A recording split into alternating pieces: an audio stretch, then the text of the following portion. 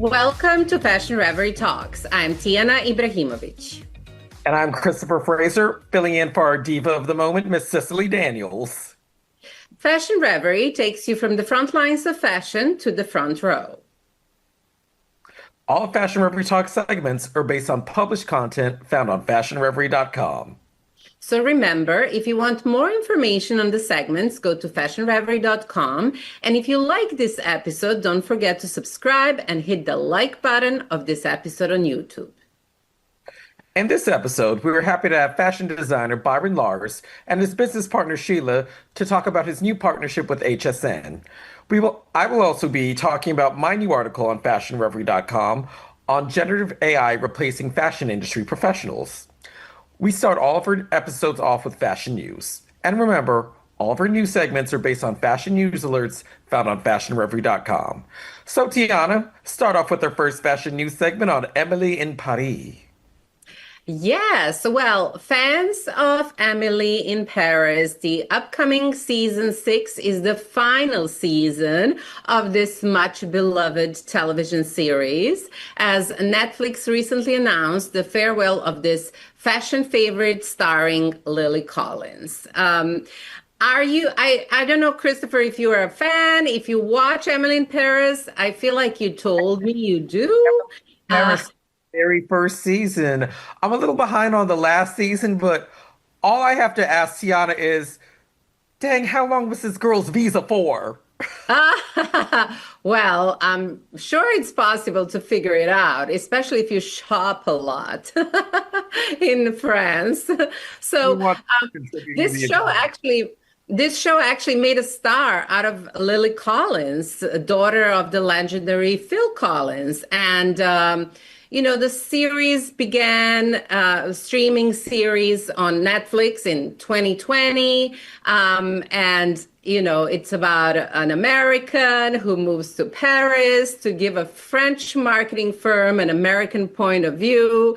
So I feel like a lot of Americans can relate to this dream. I think a lot of people in the fashion industry have this dream. Kristopher, any thoughts on that? This is also a Darren Star show, the genius creator behind Sex and the City, and all I have to say is that girl's love life is just as messy as Carrie's. Well, I guess that's part of the attraction of the show.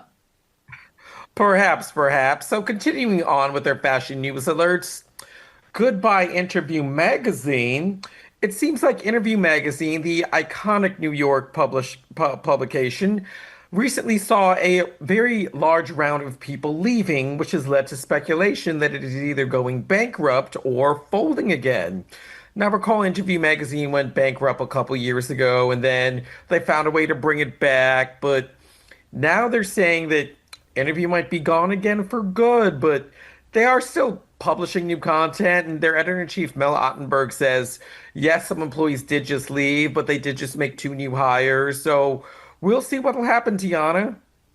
Yeah, we shall see. I mean, it's happening to a lot of publications. So times are changing, which I think maybe you can share a little more about in in our segment about your AI article. But Coming soon. up. So Dan von Furstenberg's clothing brand has a new creative director, Henry Zankov. He first worked with DVF in 2014 for about 4 years, and later he launched his own brand, Zankov. So he won a CFDA American Emerging Designer of the Year award in 2024. And since he has returned to DVF, designing an exclusive capsule collection for the brand, which debuted at Bergdorf Goodman. So while taking over the creative helm of DVF, Zankov's fashion brand will also continue. As Diane von Furstenberg mentioned, she is excited to watch Henry's design, sense of color, and effortless sensibility seduce a new generation. So fun news in the fashion industry. I've always liked Zankov, so I'm excited to see what he's going to do with DVF. Thank you for watching. That would be all for our fashion news alert. Fashion Reverie Talks viewers, you're in for a special treat. We have an interview with Byron Lars and Sheilah Gray. They're back on Fashion Reverie Talks with some latest news with their design and creative endeavors. So, Byron, Sheilah, welcome to Fashion Reverie Talks. Thanks for having us. Yeah. So, Byron, though you have been a fashion designer for over 3 decades, some consumers may not know your design aesthetic. So, how would you describe your signature DNA for our viewers? Well, when Sheilah and I ganged up and started working together, we renamed the brand In Earnest. So, though my label existed under my pedibus name, Byron Lars, for a while, and it's now In Earnest, and it still has a lot of the same hallmarks as before. Lots of texture, lots of we like to think of as smart problem solving, clothes that look aspirational but that aren't so fussy that they're like, hard to wear. There's just lots of really great style elements that are distinctive, but then you can also put your own stamp on it, make your own, and completely reimagine. And Sheilah, what is your description? What is your view? I always say I'm the fun part. So I think it's still the same. We still give women, like I said, solve problems. You give them the ability to take things that you already have and fix it with this. But I think the biggest thing for this is you don't have to need. We put in the things in the clothes to make you look good and feel good. The clothes you don't wear the clothes that you make you look better. So it's still empowering women.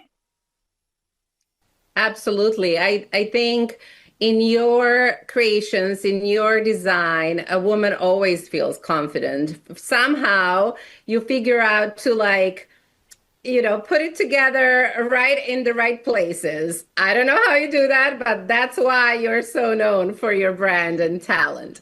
Who would you say your consumer is? Wow, that's a really tough one to answer because she's just so many people. There was our idea of who she was many years ago that completely was succinct with a small percentage of who she was, but then it expanded beyond that. Many mothers and daughters. There's no age group. There's no. I'd say 18 to 85 because that's how it's been. It's been the younger generation. It's something brand new for them. The woman who's the work woman that want to go, it's something for her as well. So the soccer mom, the mom that's taking this, the kids was cakes. And then I had one lady that was the sweetest, a little lady in church. It was 85. Was that I stayed up with my Byron Lars. So I was just there is. And got a leather sheet. Yes, a leather sheet. Hello. That's the way to age. But, not everything on the collection is for everybody. There's just a broad range of offerings that just speak to different pockets of people that is really super interesting because it was about inclusion before that was a thing. Right. Well, also, I feel like people are more versatile. They're more open to different style. There is no such thing as saying, oh, you're not dressed appropriate for your age, like people used to say. Given also people you look a little younger these days than they used to back in the days at a certain age. So it's hard to tell. But, well, we all know that the fashion industry can be pretty tough to survive in. So I'm sure you have had a lot of ups and downs, but yet you do always come up with new ideas, new sort of achievements and new goals. So congratulations on yet another adventure with HSN and Home Shopping Network. So you partnered with HSN and now you have a collection on HSN. How did this partnership happen? Well, we started a year ago. We for Fashion Fun and Fashion Row wanted to do a segment and pick designers to come on and aid us in, and you will want to be designers that they did. And it did so well that then they contacted us back, the people that we worked at manufacturing, said, let's go and try on your own, and we did, and Yeah. And we would really love the opportunity to reach a broader audience at a really more accessible price point and with a broad range of sizes, which is really not impossible with collection because they offer everything at HSN from extra small to 3X. And that really is inclusive. That's the level of inclusion that we always strive for, but it's just impossible to do like as a small business. And how would you describe your collection for HSN? Like, what is the theme? What kind of pieces can we find? Also, do we like look out for you live? I don't know how often. So tell us a little more about that. well, we just did 2 segments live. We started our first live because it's exclusively for HS within May. And then we just did one Wednesday. We were live again in June. We were live again with the show, which was a lot of fun. Because another thing about HSN is that we get to, in a way, like I used to always tell Byron, fashion, you teach people to feel free and that makes the match. And so we get to do that on air and really show that there's no right or wrong way to wear fashion, about how you feel comfortable. So it's really fun. And actually behind us are 2 other pieces that are in the on the man. Oh, amazing. Are you also wearing a part? I'm not wearing one right now. I Color coordinated though with yes, it. I color coordinated. Yes, yes. I didn't get the memo. Me neither. I thought like I should have gotten a memo too, wearing black and white. Gives you one. Definitely have to mix them. But like the one dress that's behind me is this lace, and it's not worn as a dress because it comes with a liner underneath that it can be worn with a zipper closed and it becomes a dress. But then you remove the liner, put it over whatever your imagination dictates. And it's an amazing Larry piece duster that like really gives you options to, just again, make it yours. So that is really consistent with our main line, like here, only at a much more accessible price point. And like Sheilah called out, it's really fun getting on camera and in real time demonstrating the versatility of these pieces, because that's something that like you can do on social media to an extent, but their customers are a lot more active with the whole process because that's just what the platform is and has been. So that was really, really fun. Amazing. So what about so is this the spring summer collection? Yes. Do you already have next collection in the works? We do. We have like started on some concepts and even have a few samples ready. They work a lot closer to season than in standard retail because they are the retailer, they distribute, they do it all. So you work a little bit closer to the calendar, which is actually nice because you can be more reactive to what has worked, what's been successful, what's not has been as successful, and things that like you may have witnessed that like you wish you had, but you didn't think of at that point. So yeah, but we're definitely going to stick to the whole like utilitarian feminism kind of. And one last question, because your fabrics are always so fun and different. So where do you gather your fabrics? How do you come about those prints and designs? They ultimately came from China, But Sheilah, I mean, you did a lot of data research About all over. Yeah, I do a lot of. But when we know what we're gonna do, it's easier to like go and search out and hunt for this needs to be the perfect place. So this needs to be the perfect fabric for at least based on something that's similar to this. And I think do a really good job. Yeah, because what Sheila sourced was like pie in the sky, like what we do. And it was amazing to just send those things. This is our wish list. What can you get that is a comp in the right price point for an HSM customer? And they all match the t-shirts that you make, which are super fun.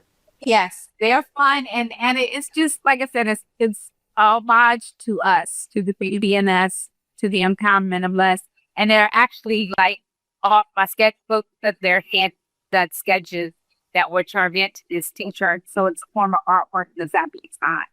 Oh, and each color has a different piece of art on it, so it's almost like collecting dolls. Oh, amazing. Yeah, you guys always come up with great concept. Byron Lars, Sheilah Gray, thank you so much for visiting us on Fashion Reverie Talks. Thank you for having us. Look for In Earnest when you log into HSN. Yeah. Okay. In Earnest, hsn.com. Thank you. Thank you. Fashion Reverie viewers, we have Kristopher Fraser here with us, and we will be discussing a very interesting topic. He wrote an article about generative AI and the fashion industry. So the talk in the industry and all over the world actually is, would this AI take jobs? So, Kristopher, welcome to our segment where this time I'm interviewing you. So let's talk about generative AI. Could you explain what that is? So with generative AI, which is the AI everyone's been talking about, and the foundation of companies such as ChatGPT, is it takes data sets or things already in existence, whether it be text or other art or visuals, sound, whatever's on the internet already, and takes it and tries to create something new, even though it's really just throwing stuff that already exists into a blender to present to you what is a seemingly new product. Interesting. So there has been so much chatter about generative AI replacing so many jobs, Yes. particularly like entry-level jobs. How does that have a corresponding prediction for jobs in the fashion industry? Well, what we're seeing now in fashion is a lot of administrative jobs and very like junior level jobs, like simple administrative tasks, certain things like data entry, have reduced the needs for a lot of those very entry level fashion jobs because now they're automating them with AI. In addition, there's been a reduction in the amount of pattern makers because people are just looking at AI to do it. So you see pattern makers pivoting to things like being optimization fit specialists and focusing on tailoring and other things like that versus pattern making. So a lot of those very basic jobs in fashion, the pool for that has really shrunk.